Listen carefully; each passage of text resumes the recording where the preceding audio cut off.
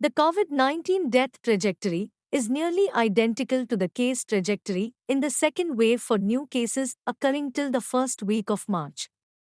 The most important target in dealing with any pandemic is to keep the number of people dying from the disease as low as possible.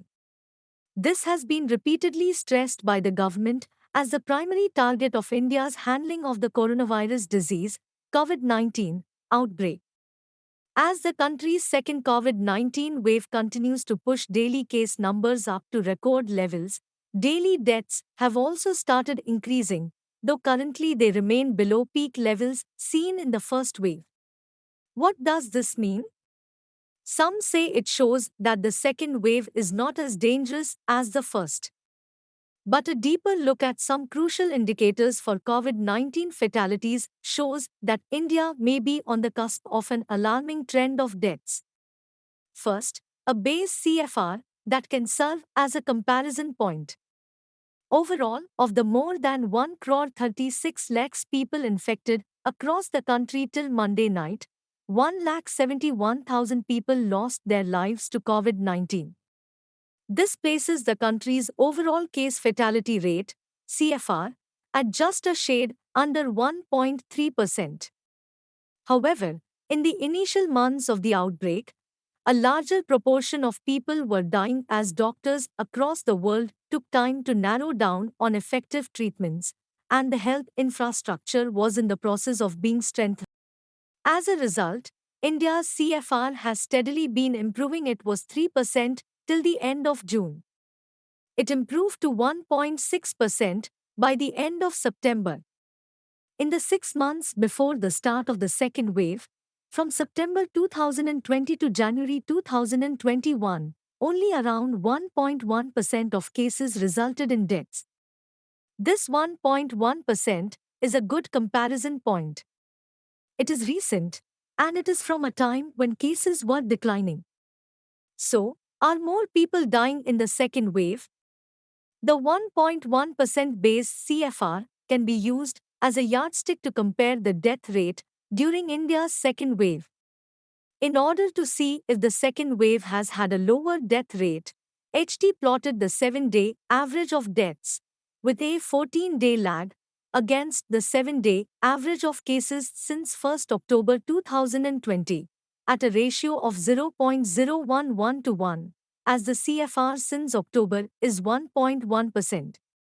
Any deviation from the 1.1% CFR would be visible in such a chart. The target would be to keep the line representing daily deaths below the line for daily cases. To be sure, all death calculations and CFRs used in this analysis have assumed a 14-day lag between cases being reported and deaths occurring. This is because a February 2020 study showed that the median time between someone testing positive for COVID and their death is around 13.8 days. We see that the death trajectory is nearly identical to the case trajectory in the second wave for new cases occurring till the first week of March. But from there on, things take a turn for the worse. Deaths are rising faster than cases. This gap, if anything, appears to be getting worse by the day. After a long gap, the CFR has again started rising.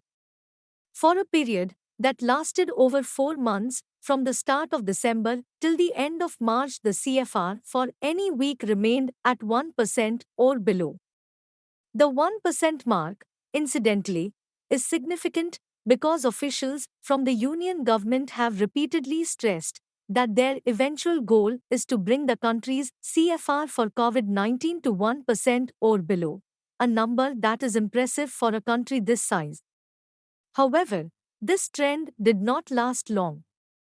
With the start of the second wave, CFR started to climb again.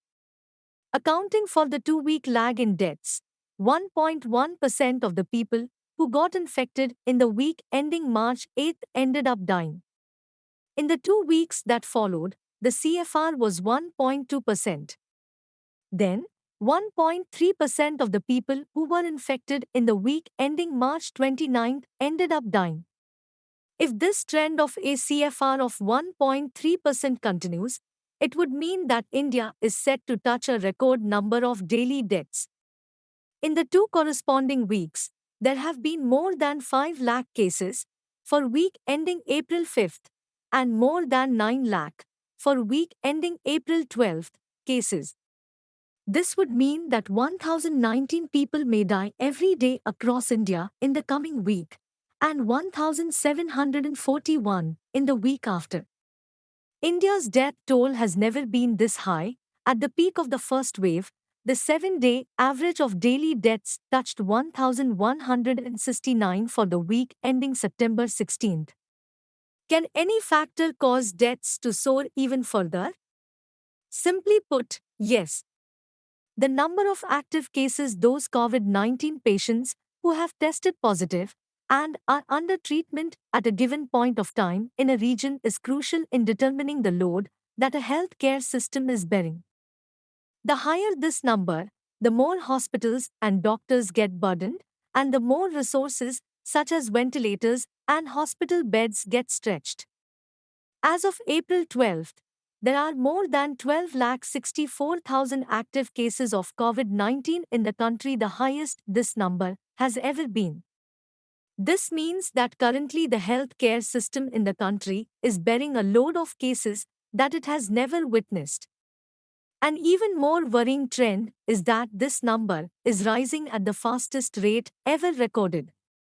On average, 7,500 active cases have been added to the national tally every day in the past week, the highest ever.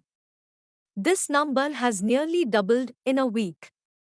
This means that the healthcare system in the country is stretched the most since the start of the outbreak, and conditions are getting worse by the day.